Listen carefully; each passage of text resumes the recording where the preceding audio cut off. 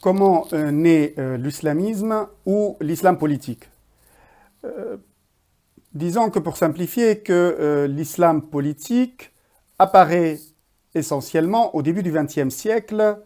à la suite de trois événements catalyseurs. Le premier événement, c'est indéniablement la Première Guerre mondiale, au cours de laquelle il va y avoir un certain nombre d'accords, un certain nombre de passages entre les Occidentaux et le monde musulman, et qui vont favoriser l'apparition de l'islam politique. Le premier événement majeur qui intervient au milieu de la Première Guerre mondiale, c'est ce que l'on appelle l'accord Sykes-Picot. L'accord Sykes-Picot intervient, c'est un accord secret, passé entre les Français et les Britanniques, qui intervient en 1916 et qui concerne le partage du monde arabe, des dépouilles de l'Empire ottoman entre les grandes puissances, c'est-à-dire à l'époque entre la France et la Grande-Bretagne. Cet accord préfigure les frontières du monde arabe que l'on connaît aujourd'hui globalement et qui vont être confirmées par la suite par le traité de Sèvres et par un certain nombre de traités qui vont ancrer dans les relations internationales les frontières que l'on connaît aujourd'hui. Ces frontières n'ont pas été acceptées à l'époque par tout le monde et ont été considérées comme une volonté de diviser le monde arabe parce que les Britanniques et les Français avaient promis à l'époque au chef des Arabes, le shérif Hussein de la Mecque, il lui avait promis un grand État arabe indépendant s'il les soutenait dans sa lutte contre l'Empire ottoman lors de la Première Guerre mondiale. Or, à la sortie de la guerre, eh bien, les grandes puissances vont se partager les dépouilles, les restes de l'Empire ottoman, mais ne vont pas tenir compte de leurs promesses. Bien au contraire, le shérif Hussein va être chassé, son fils, le roi Faisal, va être chassé de Syrie, et ensuite, ce sera véritablement la confirmation des frontières des accords Sykes-Picot. Le deuxième événement également majeur qui va être un catalyseur de l'islam politique au début du XXe siècle, c'est ce que l'on appelle la déclaration de Balfour.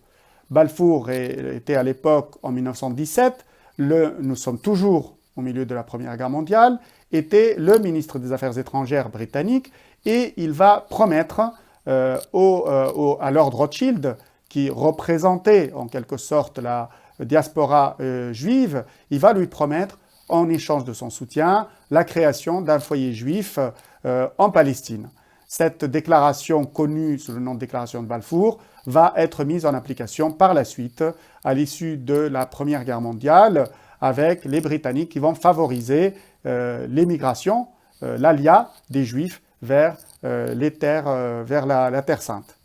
Et puis, le troisième événement qui véritablement va lancer l'islam politique, c'est la suppression, l'abolition du califat en 1924 par Kemal Atatürk, Mustafa Kemal, qui va décider de supprimer le califat et de fonder l'État-nation moderne turc. Ces trois événements vont déclencher, et en particulier le dernier, la suppression du califat, vont déclencher immédiatement trois réactions politico-religieuses. La première, en 1928, va être créée la confrérie des frères musulmans, le mouvement des frères musulmans, le mouvement frériste, qui apparaît dans la foulée comme une réaction et qui a la volonté, dès 1928, de réunifier les musulmans et de parvenir, sous un certain nombre de formes, à l'unité de la Oumma de nouveau. Et puis, quelques années plus tard, en 1932, également une réaction, la création de l'Arabie saoudite, par une alliance entre Ibn Saoud et par Ibn Abd al-Wahhab, les Wahhabites, les Ikhwan qu'on appelait à l'époque, et l'Arabie saoudite va être créée en 1932, également en réaction à ces différents événements. Enfin, le troisième événement qui arrivera un peu plus tard, qui est la création de la République islamique d'Iran en 1979, à la suite de la révolution islamique. Et là, à partir de ce moment-là, à partir de 1979, nous avons véritablement la création et la mise en place, l'affirmation de ce que l'on appelle l'islam révolutionnaire, l'islam politique. Cet islam politique s'affirme à la fois dans le domaine chiite, chez les musulmans chiites, avec la révolution islamique en 1979. Il s'affirme également chez les musulmans sunnites à partir des écrits et de la théorie de Sayyid Qutb, l'Égyptien, qui va être pendu en 1966, mais qui va laisser derrière lui une théorie et une pensée révolutionnaire, le takfirisme, qui va être le début également de l'islam politique dans le champ sunnite. À remarquer que pendant tout ce temps-là, eh bien, du côté sunnite comme du côté chiite, l'islam politique commence avec des groupes armés qui luttent pour la suprématie et pour la réunification de la Oumma, des groupes qu'on va appeler Moudjahidines. Et donc,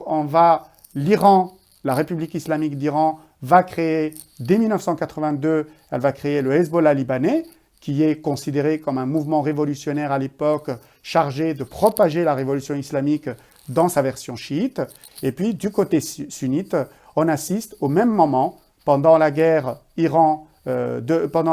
d'Afghanistan contre l'Union soviétique, on assiste à la création de ce qui deviendra plus tard l'organisation d'Al-Qaïda et qui regroupe les Moudjahidines afghans au début et puis qui regroupe en particulier les combattants arabes qui se considèrent également comme Moudjahidines. Et donc on a, dès les années 80, l'ancrage, l'affirmation de ces deux grands groupes armés